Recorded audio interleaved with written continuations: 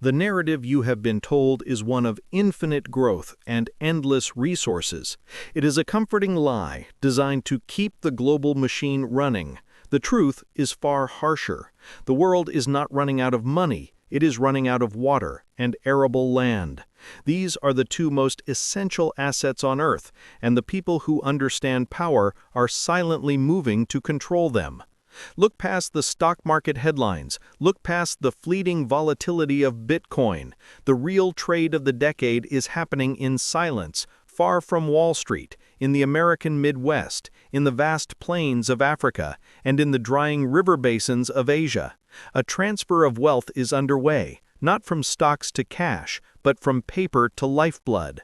The largest financial institutions and the most powerful private individuals are aggressively repositioning their portfolios out of debt instruments and ephemeral digital assets, moving instead into the tangible reality of survival.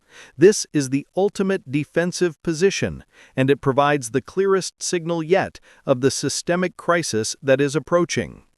We have spent years tracking the financial footprints of the world's most powerful families, the Gateses, the Bezoses, the vast anonymous corporate trusts. Their actions are not random, they are a diagnostic signal, and that signal is screaming. The era of cheap food and abundant water is over. They are not gambling, they are executing a calculated strategy based on predictable, non-negotiable scarcity. Let's look at the data. We've identified three undeniable patterns that confirm this coming crisis. The majority of the world's fresh water comes from ancient aquifers, vast underground reservoirs filled by millennia of rain. We are now withdrawing this water faster than nature can replenish it. This is not sustainable. The Ogallala Aquifer, which irrigates 1/5 of all U.S. agricultural land and supports countless rural communities, is being depleted at an alarming rate. Imagine a bank account where your monthly withdrawals exceed your annual deposits by 10 times. That is the global state of our freshwater reserves. Globally, we are running a permanent aquifer deficit. We are not living off the annual budget. We are liquidating the principle of a system that took thousands of years to build. This is not a slow decline. It is a mathematical certainty leading to regional collapse. When the water stops flowing, the food stops growing. The collapse of the food supply chain is not an if, but a when. The political and social implications of this depletion are massive, yet the corporate media remains focused on daily market fluctuations. The smart money, however, is watching the water table. The second pattern is the behavior of the smart money. In 2014, Bill Gates began buying land in earnest. Today, he is the largest private farmland owner in the United States, controlling over 270,000 acres. He is not doing this to grow corn. He is doing it for control. He is acquiring the ultimate scarce asset, land with guaranteed water rights. This is the ultimate insider trade. Why own a technology company that might fail when you can own the physical ground required to sustain life? This isn't charity or a diversified portfolio. This is a deliberate strategic move to own the choke point of the coming crisis, the junction of soil and water.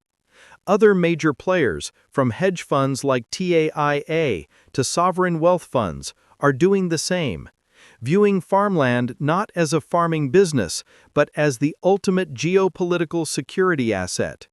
This massive accumulation is driven by the cold, hard reality that physical assets that produce calories and contain water are the only thing that cannot be inflated away. The third pattern confirms the urgency: soil degradation. Due to unsustainable industrial farming practices, excessive monocropping, and accelerating climate change, a third of the world's topsoil is severely degraded. Good topsoil, the stuff that actually produces food, is now a finite resource. It takes 1,000 years to create 1 inch of topsoil. We are losing it at a rate far exceeding replacement. This means the productivity of the land we have is declining just as the population and demand increase. The land the elite are buying is not just any land. It's the highest quality, best irrigated, most resilient farmland. They are making a distinction between poor land and premium food factories, creating a two-tiered system where only the most productive acreage will maintain its value. The combination of these three signals, dwindling aquifers, elite land accumulation, and rapid soil degradation, paints a picture far more terrifying than any stock market crash. A financial crisis wipes out paper wealth. A water and food crisis wipes out everything. The elites are not waiting for governments to solve this. They are buying their way to security. This is your first warning. The value of paper is about to be measured by the cubic meter of water it can buy. The coming crisis will not be a singular event, but a cascade failure, a series of interconnected collapses hitting agriculture, energy, and geopolitics simultaneously. Understanding this cascade is crucial because it defines who starves and who survives. The complex, just-in-time global supply chains, hailed as the height of efficiency, are in reality the height of fragility. They rely on cheap, abundant fuel, stable political borders, and most importantly, predictable growing seasons. All three pillars are failing right now. The failure will manifest across three major fronts. The first front is geopolitical water wars. Water is already a weapon. Look no further than the Colorado River Basin in the American West, where 7 U.S. states are locked in escalating legal and political conflict over a diminishing supply. This is not a distant conflict. It is happening inside the world's most stable economy. Internationally, the struggle is even more volatile. Consider the tensions between Egypt and Ethiopia over the Nile Dam, or the protracted disputes in Central Asia over shared river systems. As glaciers melt and ancient aquifers dry, nation-states will abandon international cooperation and swiftly revert to resource nationalism. Food and water will immediately become the new nuclear chips in global diplomacy. Regions already critically dependent on imported grains like the Middle East, parts of North Africa, and highly urbanized areas of Asia will face existential shortages. Their governments will be forced to choose between the impossible: feeding their rapidly growing populations and maintaining social order, or conserving strategic reserves. The resulting political instability will send shockwaves through the global system, making trade and reliable imports nearly impossible. The second front is the food inflation spiral.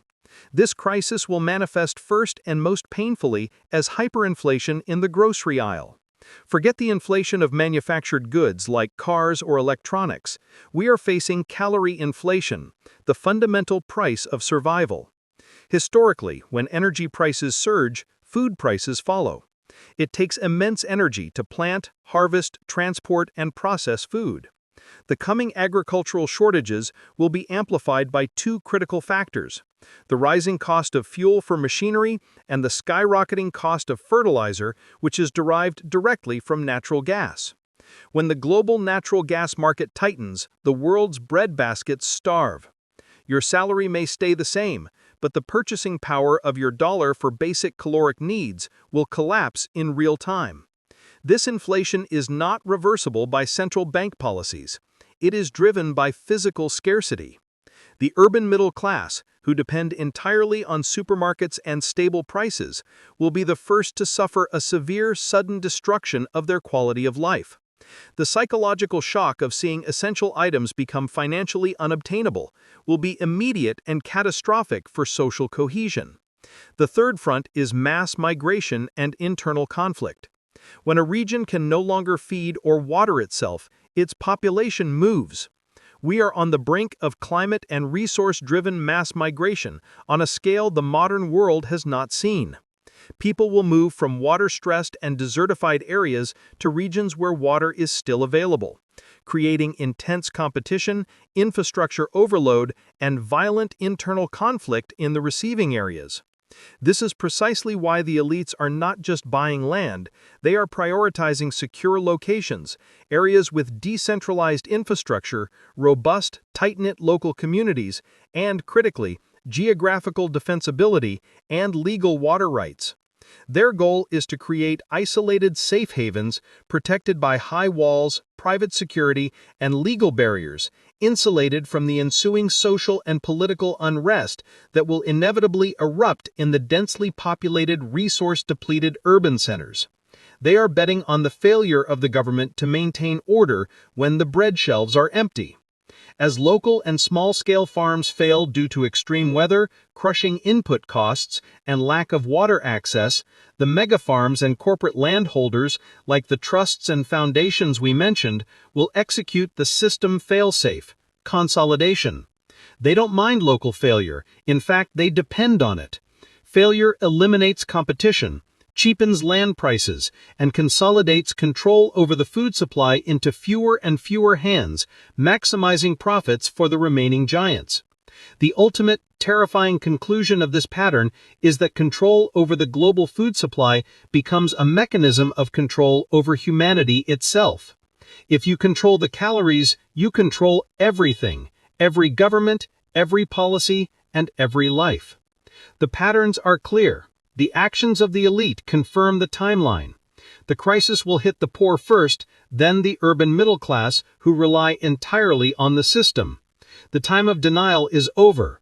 The time for action, strategic, surgical action, is now. The purpose of recognizing these patterns is not to incite panic, but to empower you with the same foresight that drives the world's elite. You cannot buy 270,000 acres like Bill Gates, but you can adopt the same foundational strategy. Shift your focus from paper profits to physical, essential assets. The coming era demands a radical revaluation of what constitutes true wealth. It is not the balance in your brokerage account, but your capacity for resilience and self-sufficiency. You must stop being a liability to the fragile supply chain and become an asset to a resilient local network. Here are 5 steps to position yourself for survival and stability in the age of resource scarcity. Your first move must be defensive. Conduct a water audit of your current residence and investments.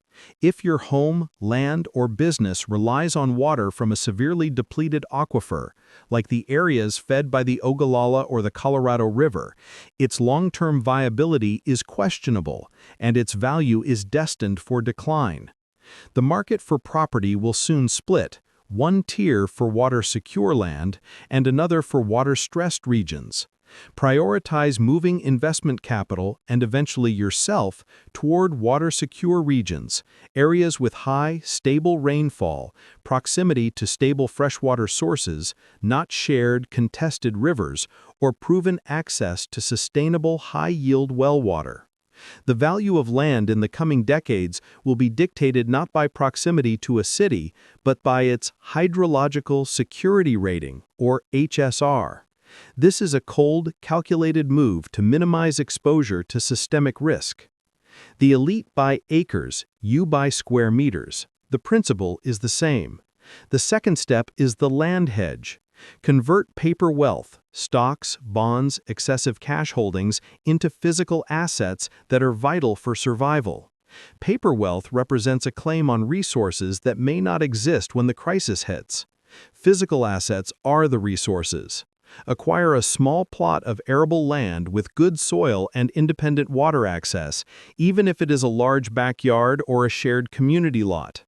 Your goal is to secure the ability to produce a portion of your own caloric intake, insulating you from the worst of the calorie inflation.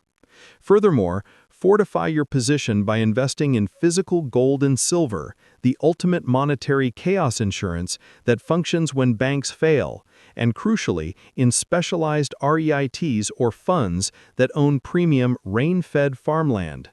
You are creating a hedge not just against financial inflation, but against food inflation and resource war, the fundamental risks of the future. The third step is the infrastructure defense. In a cascade crisis, the centralized system, power grids, banking networks, and long-haul trucking will be the first points of catastrophic failure. Your best defense is local strength and redundancy. Master a core skill critical to resource management: sustainable gardening, food preservation, canning, drying, or fermenting, or simple mechanical repair and alternative energy systems. Skills are non-devaluing, non-taxable, and portable assets that will be in high demand.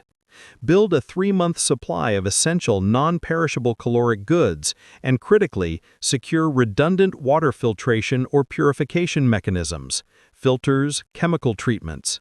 You are buying the most valuable commodity in a collapse: time, to think and react when the system hiccups and panic sets in.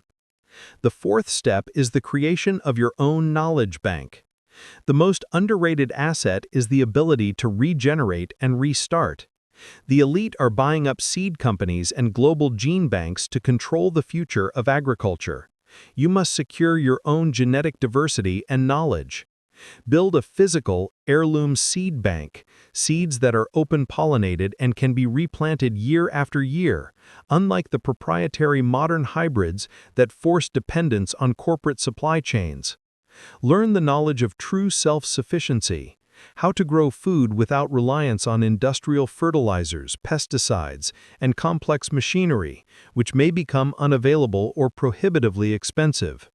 Your knowledge, meticulously recorded in durable notebooks and manuals, is your true mental armor against chaos, providing both confidence and practical capability.